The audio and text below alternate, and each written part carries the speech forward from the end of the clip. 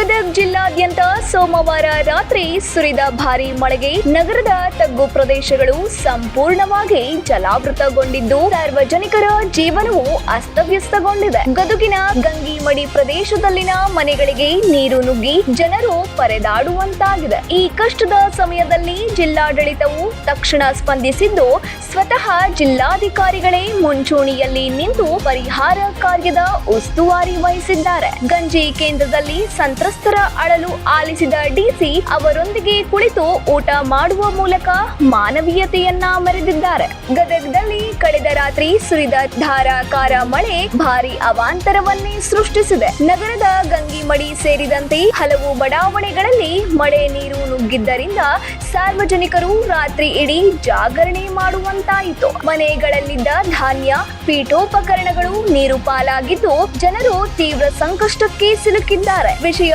ತಿಳಿಯುತ್ತಿದ್ದಂತೆಯೇ ತಡರಾತ್ರಿಯೇ ಆಡಳಿತ ಯಂತ್ರದೊಂದಿಗೆ ಕಣಕ್ಕಿಳಿದ ಗದಗ ಜಿಲ್ಲಾಧಿಕಾರಿಗಳಾದ ಶ್ರೀಧರ್ ಅವರು ಗಂಗಿಮಡಿ ಪ್ರದೇಶಕ್ಕೆ ಖುದ್ದಾಗಿ ಭೇಟಿ ನೀಡಿ ಪರಿಶೀಲನೆ ನಡೆಸಿದರು. ತಕ್ಷಣವೇ ಸಂತ್ರಸ್ತರಿಗಾಗಿ ಗಂಜಿ ಕೇಂದ್ರವನ್ನ ಆರಂಭಿಸಿ ಊಟ ಹಾಗೂ ಆಶ್ರಯದ ವ್ಯವಸ್ಥೆಯನ್ನ ಮಾಡಿಸಿದ್ರು. ಕೇವಲ ಆದೇಶ ನೀಡಿ ಸುಮ್ಮನಾಗದ ಜಿಲ್ಲಾಧಿಕಾರಿ ಶ್ರೀಧರ್ ಅವರು ಗಂಜಿ ಕೇಂದ್ರದಲ್ಲಿ ಸಂತ್ರಸ್ತ ಸಾರ್ವಜನಿಕರೊಂದಿಗೆ ನೆಲದ ಮೇಲೆಯೇ ಕುಳಿತು ರಾತ್ರಿಯೂ ಊಟ ಸವಿದರು. ಡಿಸಿ ಅವರ ಈ ಸರಳತೆ ಮತ್ತು ಸ್ಪಂದನೆಗೆ ಸಾರ್ವಜನಿಕರಿಂದ ವ್ಯಾಪಕ ಶ್ಲಾಘನೆ ವ್ಯಕ್ತವಾಗ್ತಿದೆ. ಈ ವೇಳೆ ಜಿಲ್ಲಾಧಿಕಾರಿಗಳಿಗೆ ಸಾಥ್ ನೀಡಿದ ಉಪವಿಭಾಗಾಧಿಕಾರಿ ಗಂಗಪ್ಪ ಎಂ, ತಹಶೀಲ್ದಾರ್ ಶ್ರೀನಿವಾಸ್ ಮೂರ್ತಿ ಕುಲಕರ್ಣಿ ಮತ್ತು ಪೌರಾಯುಕ್ತ ರಾಜಾರಾಮ್ ಪವಾರ್ ಸೇರಿದಂತೆ ನಗರಸಭೆಯ ಅಧಿಕಾರಿಗಳು ಹಾಗೂ ಸಿಬ್ಬಂದಿಗಳು ಸ್ಥಳದಲ್ಲೇ ಮೊಕ್ಕಾಂ ಹೂಡಿ ನೀರು ಹೊರಹಾಕುವ ಮತ್ತು ಪರಿಹಾರ ವಿತರಿಸುವ ಕಾರ್ಯದಲ್ಲಿ